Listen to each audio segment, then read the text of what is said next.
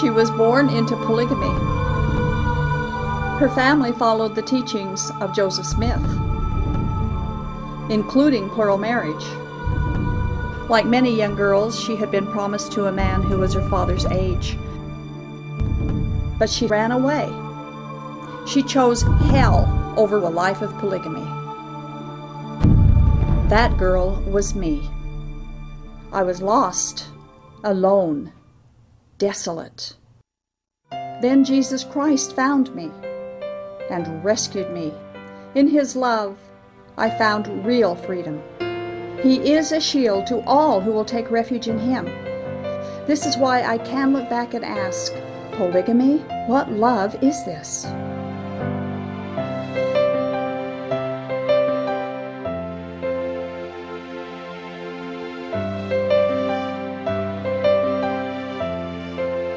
Welcome to Polygamy, What Love Is This? I'm your host, Doris Hanson, and we're grateful that you're watching another one of our shows. And of course, the purpose of our show is to challenge Mormon polygamists to dare to doubt and to dare to check out any of your doubts. Doubts that might make you wonder if polygamy is true, if Joseph Smith's religion is true. Doubts that cause you to wonder, why in the world would God ever use polygamy as essential for eternal life? Also, we would like anyone who is watching, or if you know anyone that needs help getting out of a polygamous situation, to give us a call. We can and we do help those who want to leave. We'll help you escape. We'll provide a safe place for you to go, and everything that we do is held in strict confidentiality. We have a toll-free number you can call if you have questions about this or if you want to get out, and the number is 877-425-9993. If you want to make comments about any of our shows, of course you can email us, and the address to email is email@whatloveisthis.tv. Or if you'd like to call us, you can call us about the show or have questions about it. You can call 385-240-2888. The toll-free number is for those who have questions or want to get out of polygamy, and the 385 number is for those who want to make comments or ask questions about our shows. So tonight I would like to introduce again our co-host, our returning co-host, Earl Erskine, former Mormon Bishop Earl Erskine. Yes, thank you for having me again tonight. Appreciate it. And thanks for sharing and helping out with what we have to share with our viewers tonight. We've been doing a series where we present one by one the wives of Joseph Smith. He had 34 wives, including Emma. Now, on this show, we want to present wives number 7 and 9. Wife number 7 was Sylvia Sessions and was the daughter of wife number 9, who was Patty Bartlett Sessions. Patty Bartlett Sessions and her daughter Sylvia were probably the only mother-daughter pair who were plural wives of Joseph Smith. Patty Sessions married Joseph Smith when she was 47 years old, and he was 37, and she was probably the first older wife that he married. Both the mother, Patty, and daughter Sylvia's marriage to Smith was also polyandrous, which means that each woman was also married to another husband. So these women had plural husbands, just like Joseph Smith had plural wives. Now, Sylvia's marriage was one of special significance because she definitely identified one of her children as being Joseph Smith's child. Patty Sessions, who was the mother, her life is superbly documented because she kept diaries and journals in which she documented the plural marriage as well as the emotional turmoil that plural wives experienced in polygamy, and shows that plural marriage caused explosive tensions between sister wives. Patty was born February of 1795 in the state of Maine, and when she was 17 years old, she married 22-year-old David Sessions. They lived with David's parents, and it was there that Patty began to practice midwifery under the tutelage of her mother-in-law. Patty and David's first child was named Peregrine, and 2 years later they had a second son, and then their first daughter was born named Sylvia Porter. She would become one of Joseph Smith's future plural wives along with her own mother. It was many years later, in August of 1833, that Mormonism was introduced into the Bartlett family. Now, Patty immediately believed and became a Mormon. In 1834, her oldest son, Peregrine, got married, and a year later, Brigham Young and Lyman Johnson visited them and held a conference at their family farm. The family soon decided that they would move to Missouri, and so they packed their belongings, sold their possessions to prepare for the trip. Patty was 42 years old and 4 months pregnant. Sylvia was 17 years old. Well, they traveled to Kirtland, and it was there that Patty and Sylvia first met their future plural husband, Joseph Smith. And then later, of course, they continued on with their trip and reached eastern Missouri. Now, we have several quotes from information that we have from, and we take them from the book that Todd Compton wrote, entitled In Sacred Loneliness, which is a great book to learn about Joseph Smith's 34 wives. Yeah. And it's about 2 inches thick, but it's got a lot of information. And so our first quote is quoted from page 177 of In Sacred Loneliness. Yes, Todd says, they arrived at Far West in November only to find many saints living in tents, having been driven from their homes. The Sessionses quickly bought a large farm and began raising corn, potatoes, and wheat. Patty's Missouri journals indicate that she quickly became friendly with Joseph Smith. And about her daughter Sylvia's marriage to her first and legal husband, Patty wrote this in her journal. Sylvia was married to Windsor P. Lyon. Joseph Smith performed the ceremony. The next day, the prophet was there, and a good time it was. Okay, so we see that there's the interaction is beginning. Mother Patty continued to work in her midwife, delivering babies while they were in Missouri. And a couple of years later, the Session family decided they'd leave Missouri and go to Illinois. So after arriving in Illinois, they moved into their own home, and soon after, Peregrine left for a mission to the east. Now, Peregrine is Patty's first son. Right. Okay. On February 8th of 1842, the daughter Sylvia was 23 years old, and she was sealed in a polygamous marriage to Joseph Smith. Okay, this was the first marriage. The daughter marries Joseph Smith first, and this is a quote from page 179.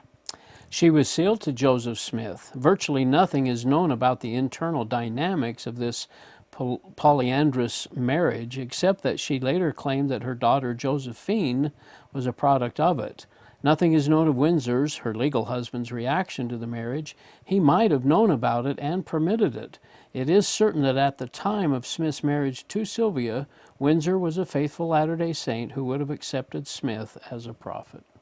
Now, it's unknown if Mother Patty knew about her daughter's plural marriage to Joseph Smith, but it was only a month later that Patty herself was married to him. So if she didn't know before, she certainly found out about it soon afterwards. We quote from page 79 of In Sacred Loneliness. Yeah, Sylvia definitely knew. I was sealed to Joseph Smith by Willard Richards, March 9, 1842, in Newell K. Whitney's chamber in Nauvoo, for time and all eternity. Sylvia, my daughter, was present when I was sealed to Joseph Smith. So now mother and daughter are both plural wives of Joseph Smith. Patty was 47 years old when she married him, and like we said, she was the first older woman that he took as a plural wife, and the first mother and daughter pair that Joseph Smith took as plural wives. Now we need to remind our viewers of what God has to say about a man marrying both a mother and her daughter.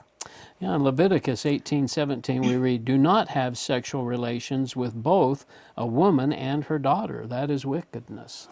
Now, he calls it wickedness. Yes. And we've talked about this before on the show, but what God has to say is extremely important, whether many of our viewers believe that or not. It is, and it's the same Bible that Joseph Smith used to justify his polygamy, that prohibits his behavior in his practice of polygamy. Now, we also quote from page 179 of In Sacred Loneliness how important Patty became as a member of Joseph Smith's family, his many faceted plural family. Yeah, she was important. Patty became an important member of Smith's extended family. Many of Smith's plural wives participated in his subsequent marriages by educating prospective wives, by serving as messengers and go-betweens, and by acting as witnesses at ceremonies. Patty, with another older woman, Elizabeth Davis Durfee, was actively engaged in this work in Nauvoo. So that's kind of creepy, isn't it, Yeah. that they would go out and get these young girls for Joseph Smith to Well, marry? I'm sure but that's what Joseph they was did. busy running the church and Oh, stuff. So yeah, busy with lots of things. yeah. Patty's husband, David, was sent on a mission to Maine in June, and Patty soon became lonely after her husband was sent away. However, it appears that she soon got over her loneliness. We read from page 180. She also associated with her plural husband. She speaks of visits from brother Joseph.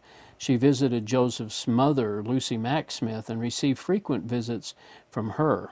On August 12th, she wrote that she was making shirts for brother Joseph. So she's getting right into the swing of Yeah. things in this plural life in early Mormonism. Now, Patty and Joseph Smith obviously enjoyed a close relationship, especially in her other husband's absence.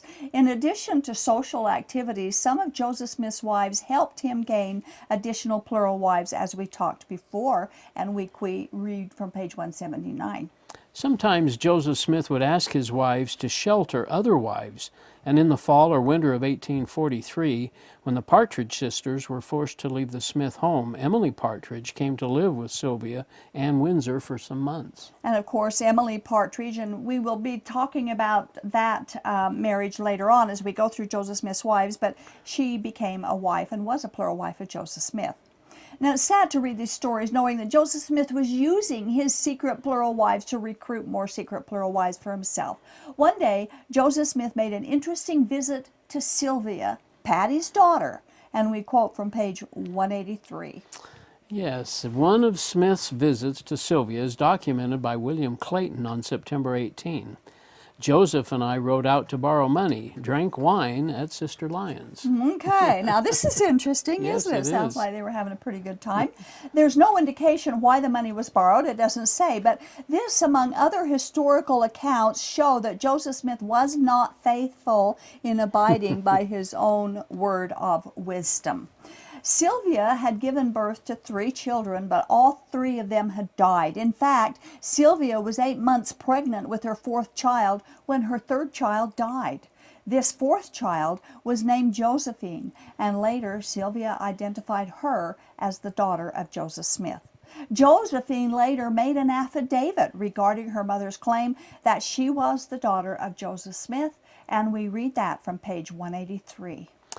Just prior to my mother's death in 1882, she called me to her bedside and told me that her days on earth were about numbered, and before she passed away from mortality, she desired to tell me something which she had kept as an entire secret from me and from all others, but which she now desired to communicate to me. She then told me that I was the daughter of the prophet Joseph Smith, she having been sealed to the prophet at the time that her husband, Mr. Lyon, was out of fellowship with the church.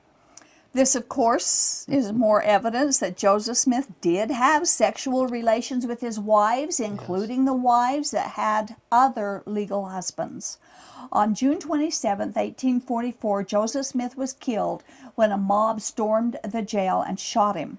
Now, this event left Patty Bartlett Sessions Smith and her daughter Sylvia Porter Sessions Lyon Smith, both widows from the same plural husband. Many of Joseph Smith's widows were taken for plural wives by Brigham Young or by Heber C. Kimball as they swooped in to claim as many of these widows as they could for themselves. After Joseph Smith's death, Sylvia remained with her first husband, Windsor Lyon. However, she also became a plural wife of Heber C. Kimball and remained married to her husband Windsor and continued to live with him as his wife. In the fall of 1845, the Mormons were facing more opposition and had decided they would pack up and leave Illinois, but before they left, they wanted to finish the temple to perform their sacred ordinances there. We read from page 185. Many polygamous marriages were solemnized in this atmosphere, and among them was a union of great importance to Patty. David Sessions married Rosilla Cowans, with Brigham Young officiating. Patty would now be living practical polygamy and would find the experience demoralizing and painful. Earlier, she had required David, whether he knew it or not, to share her with another man. Now she would have to share him with another woman. So the bite starts. The polyandrous relationships that Sylvia maintained became more and more complex. We read from In Sacred Loneliness, page 186, that Sylvia was sealed to Joseph Smith for eternity in the Nauvoo temple with Heber C. Kimball standing proxy. Then she was sealed to Heber C. Kimball for time with her husband Windsor consenting to the ceremony. Very convoluted. Very strange. Sylvia's husband Windsor married a plural wife named Suzanne Eliza Gee, and she had a child by him. So he was now sealed to another woman for eternity, and Sylvia was sealed to Joseph Smith for eternity and to Heber C. Kimball for time, yet Sylvia and Windsor continued to live together as husband and wife. We quote from In Sacred Loneliness, page 186. A civil marriage with sexuality and children, a time and eternity marriage to Smith, which had included sexuality and children, and a proxy marriage to Smith that included a sealing for time to Kimball, all had Sylvia as a focal point. How would you keep track of all these things? It's very interesting. To say that their marriages was complex is actually an understatement. These are very odd and promiscuous marriage behaviors by any moral standard, especially in the 1800s. But strangely enough, these are documented Mormon polygamous marriages in Nauvoo before they ever came west. When the migration west began, Patty and David Sessions packed up and moved with one of the wagon trains to go to Utah. But to complicate things, her husband David had taken the plural wife. Her name was Rosilla, which we already heard about. So now Patty knew what it was like to share her husband with another woman. And then there was awful friction between Rosilla and Patty, and it caused a great deal of depression for Patty. We quote from page 188 of In Sacred Loneliness to illustrate some of the experiences that Patty had to deal with her husband and his plural wife. David tried to talk with his younger wife, as he had many times before, but to no effect. On October 3rd, David abused both women verbally, which hurt Patty, especially because she felt she was criticized because of Rosilla's lies. As a result of sharing her husband with another woman, Patty had lost her basic sense of marital security. This isn't God's will for marriage in any sense of the term. The polygamous marriage of David and Patty and Rosilla remained difficult at best, but eventually Rosilla left and another crisis in Patty's life was over. But like her daughter Sylvia's complex marriages, Patty experienced the same trauma of sharing her husband in a plural relationship, just as she had forced David to share her with her other husband, Joseph Smith. Now, is there any viewer who can possibly believe that these events and these lifestyles and marriage compromises actually could have been commanded by God? God who said, "Thou shalt not commit adultery"? Yet they are all taught by their Mormon leaders that this is what God commanded. What a damnable heresy. Patty's daughter Sylvia and her husband had decided not to go west with her mother, but that they would make the trip at a later date. Their decision was very depressing for Patty because she wanted to have her family with her. However, in the spring of 1848, before they could go west, Sylvia's husband, Windsor, got sick. He had contracted tuberculosis and he died in mid-January the following year. Sylvia's daughter Josephine was 4 years old when her father died, and Windsor's plural wife, Suzanne, was now a widow and moved to Utah and got remarried. We need to remember that Sylvia had become a plural wife of Heber C. Kimball, who had gone to Utah with the other Mormons. Now, so Sylvia's alone here, kind of a widow, but still has a husband somewhere. Sylvia's brother, Peregrine, had also left with the Mormons, but he came back to get Sylvia, who had decided then to come to Utah. She wanted him to help her make the trip. Well, strangely enough, when Peregrine arrived, he found that Sylvia had become engaged to marry another man who was a non-Mormon. He was Ezekiel Clark, a widower with 3 children. From page 193 of In Sacred Loneliness, we quote Peregrine's reaction. Windsor's reaction, was it? Is it Windsor? Peregrine's Peregrine's. reaction. This was as hard a trial as I ever met with, to think that I had traveled 1,300 miles after her, and then I was disappointed. He also would not have been happy that Sylvia was marrying a non-Mormon. Nevertheless, he probably gave away the bride. Sylvia was 31, Ezekiel 33. He was her fourth husband, even though her third husband was still living back in Utah, I guess. Very strange. Yeah. Meanwhile, in Utah, Patty Sessions continued as a midwife, delivering babies and assisting highly problematic births. Times were hard in those pioneer days, and often both mother and daughter would die, or mother and child would die. Sadly, Patty had to once again face another plural marriage when her husband David took another wife. She was 19-year-old Harriet Teeples Wixom. David was almost 60 years old, more than 3 times older than his new plural wife. Patty's diaries record how alone and lonely she had become. But barely 6 months after this plural marriage, David Sessions suffered a stroke, and less than 2 weeks later he died, leaving 2 widows. But in a few months, Patty remarried a man by the name of John Perry. So there's lots of marriages going on, isn't there? Meanwhile, back in Iowa with daughter Sylvia and her new husband Ezekiel, he became intolerant of her religion and resentful that she had been eternally sealed to Joseph Smith. And so their marriage suffered. With her husband's full consent, even his assistance, Sylvia's brother Peregrine put together what she needed and accompanied his sister west. When they arrived, she met up again with Heber C. Kimball, whom she had been sealed to. That's right. And he accepted her back into his polygamous family as his polygamous wife. She bought a farm and settled in Bountiful. Sylvia Sessions died on April 13th, 1882, from an illness. She was only 63 years old. Her mother, Patty, lived until 1892, when she died at the age of 97 years plus 10 months. Wow, almost 98. That's pretty old for an old pioneer woman who went through what she did.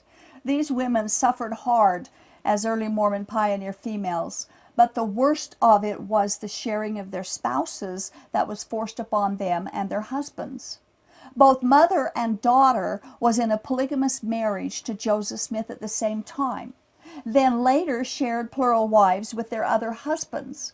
What a legacy that Joseph Smith has passed down into all of Mormonism. True Mormon history is not something to be proud of. I ask you, Earl, Yeah. from the polygamist experience and from Mormons I've talked to, LDS people that I talked to, they're so proud of their Mormon history. Oh, it's very, yes, when you talk about someone, in fact, I was just going to say, I had a John Streeter Gleason was my great-great-great-grandpa, or one of those greats, and he had 3 wives. And I'm proud of that, or I was, as a Mormon, very proud of that polygamous history. And you know, that I'm not saying anybody should be ashamed of it, No. but there's some of the stuff like this in their history. But I don't think we realize what they would go through. But all these marriages, that's not right. How could all that be right, where they're married to 2 or 3 men at the same time? Well, I know, and I Or didn't never 34 know that either. women at the same time? Yeah. Well, and like you said, they base this whole thing on the Bible, and yet the Bible says, for example, not to marry mothers and daughters, and so on. You know, when we did Leviticus 18 one time when we were still doing TV 20, and so many things in Leviticus 18, Joseph Smith disobeyed God's prohibition, many of them. One of them is polygamy, another one is marrying a mother and a daughter, and one of them is not to marry sisters as rival wives. And Joseph Smith did all those things, and each one of those is claimed, God says, is wickedness and should not be done, and that he would spit them out of the land if they did it. And yet Joseph Smith did all those things. Yeah, and based their, like you say, Abraham and Jacob and all those that had other wives, but never commanded of God. Yeah, Never exactly. commanded by God. And like I said, true Mormon history, really, when you get into this kind of stuff, is not something to be proud of. Jesus said of false prophets, by their fruits you shall know them. how true that's proven to be with the painful heritage that Joseph Smith has passed down. And I guess into- they just felt locked into their life. They had come out west. Those that did practice polygamy, they really didn't have anywhere else to go, right? They just were kind of locked into the. Where it's just like the polygamous wives of today. They have large families. They don't have a means of supporting themselves if they did leave their polygamous They're just husbands. What socially would they committed do? to- yeah.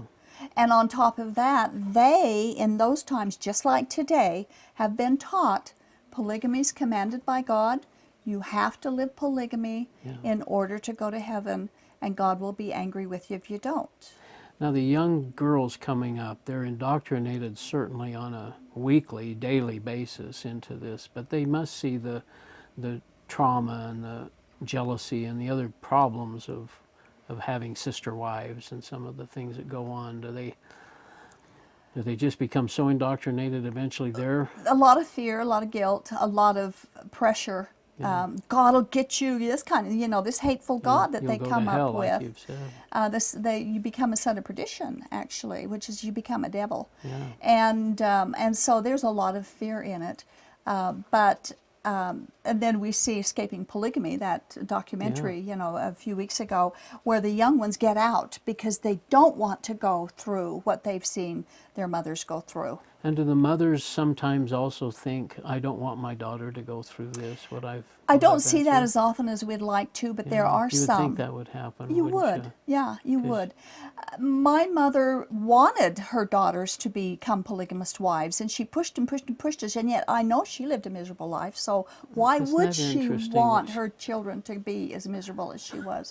I don't know. It's maternal, paternal instinct, I think, to protect your children, Yeah, you would think so. not to force them into this kind of horrible lifestyle.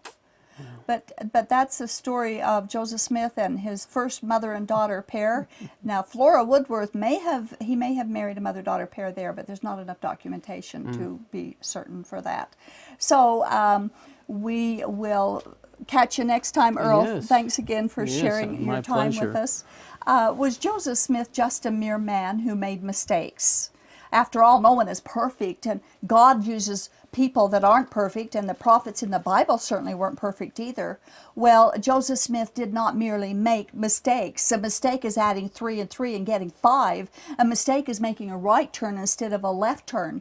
Joseph Smith's behavior and lying about it and making dozens of false prophecies wasn't merely making mistakes. Joseph Smith broke the law and then denied his behavior and encouraged others to follow in his footsteps. That's not making mistakes. And besides that, following a man who made mistakes doesn't make sense when we can follow Jesus Christ, who never made a mistake. He was perfect, and Jesus taught monogamy, not polygamy. See you next time on Polygamy. What Love Is This?